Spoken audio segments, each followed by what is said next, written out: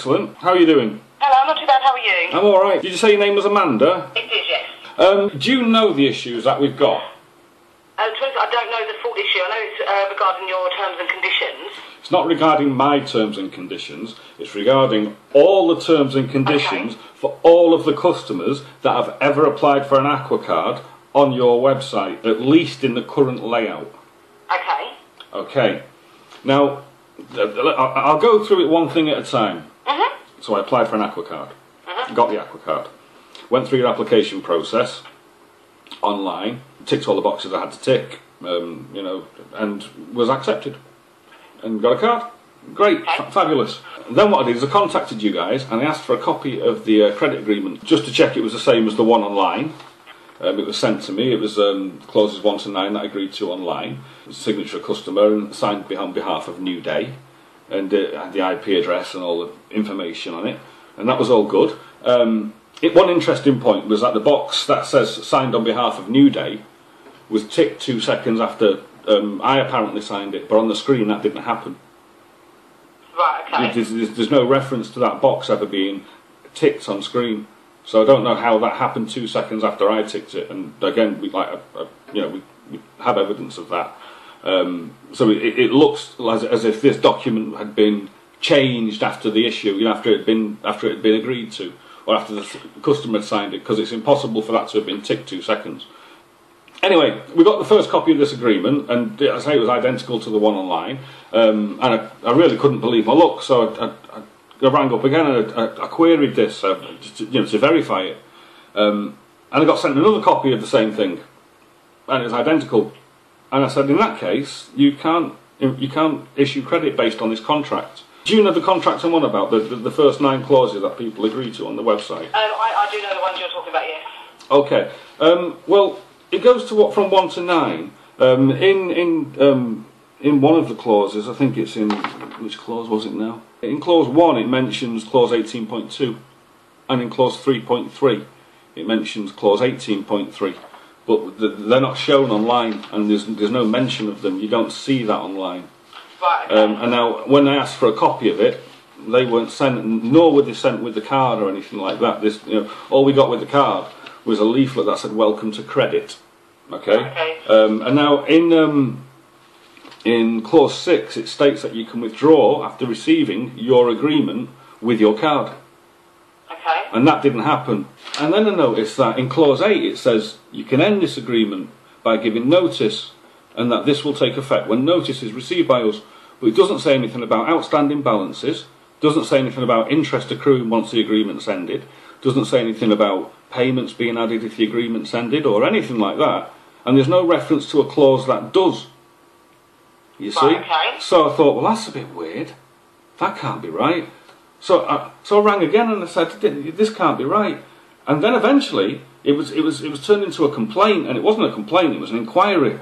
But it was logged as a complaint, and I got a letter on Friday from Sarah, and it said that the copies of the credit agreement I was sent, I've alleged didn't relate to me, and I never said that. All the calls that I've made have been recorded. Everything's recorded, and I've never said that it doesn't relate to me. What I said is it's impossible to enforce, because it says you can quit at any time. It doesn't say you have to repay the balance. It mentions clauses that you never see, and there's no definitions. It begins by saying our credit agreement is set out below, but it doesn't say who our is. Does it mean me and NEWDAY? Does it mean NEWDAY as in our? It belongs to them. There's no definitions. There's nothing. Right, okay. And then later on it says your agreement will be sent with your card. So it makes a distinct, a difference between our and your. So it says my agreement's going to be sent with this, and your agreement is this. Do you get what I'm saying? Yeah, I do. Right. So then there's no definition. So I raised these points, and I raised them way back in February, and I've got this call recorded. Okay. And then at the end of March, I'm sent a document which the layout's completely changed from the 2 previous ones that I received. You see, the 2 prior documents with the tick boxes on the bottom that were identical. Okay, well, this new thing, the layout's completely changed. The first 9 clauses are the same. Okay? They're the same as the ones that were agreed to, and they cover 2 pages.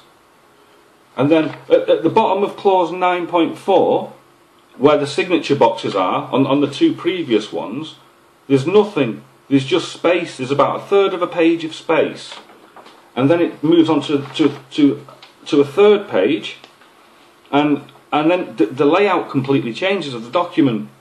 The headings have changed, the punctuation's changed, the paragraph spacing changes, everything changes.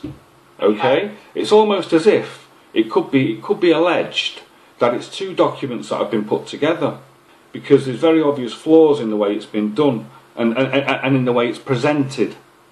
Okay? And then strangely enough, from clause 10 onwards, in these new clauses that we were sent, that seems to address almost every point that I raised in my calls in February and March. Right, okay, but you didn't previously receive those? No, and no other customers do either. And it seems very convenient that suddenly all these points are covered in a document where the layout completely changes, and this new copy isn't signed anywhere. There's no indication of when this agreement came into effect, or that it's ever been seen, or agreed to, or acknowledged by a consumer, or by anybody at NEWDAY. Okay. There's no indication of that on that document whatsoever. Okay, the only indication, that there are 3 indications of date on that document that was sent. The first indications of date appear in the heading in the preamble, and what they cover are the dates that the NEWDAY address changed. And the 2 dates are the 31st of the 10th 2014 and the 1st of the 11th 2014. Okay? Yeah. They're the only 2 dates.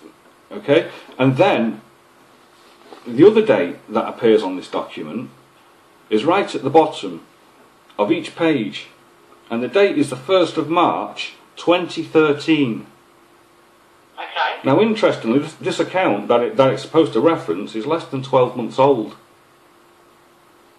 Right, okay. So how has that date appeared on the bottom of the 1st of March 2013 on a contract which isn't signed by anybody, has never been seen by anybody, looks like it's 2 documents stitched together, and it relates to an account which is less than 12 months old? Your account was opened in October 2014? Yes. Yeah. You see the flaws, don't you? Okay, so and you said that was dated, it's dated the 1st of March 2013? Yes. Right, okay. It's a little bit strange, that, isn't it? Now, because I was sent 2 copies of this original thing, it would be accepted and implied that that is the standard agreement that people accept, because that's what was printed off and sent to me twice when I requested. You know, so the probability would state that that's the accepted agreement. Yeah. Then when I raised the points about it, I was sent this amended agreement with no signatures, no acknowledgement that it's ever been seen, and it also blatantly looks like 2 documents put together. Now, if I present that to a court, they would have to have it checked forensically or by some kind of specialist, along with the computer systems, to find out if it was the case that this document has in fact been created recently. You understand the seriousness of this allegation, don't you? I do understand it. Okay, now, the letter I received from Sarah really didn't address any of these complaints, other than to say, or I wouldn't, not even complaints, they're concerns, genuine concerns, because the Financial Conduct Authority have confirmed many times now that this is not acceptable, that this cannot go on. Okay. It cannot. Now, I can send you copies of these calls.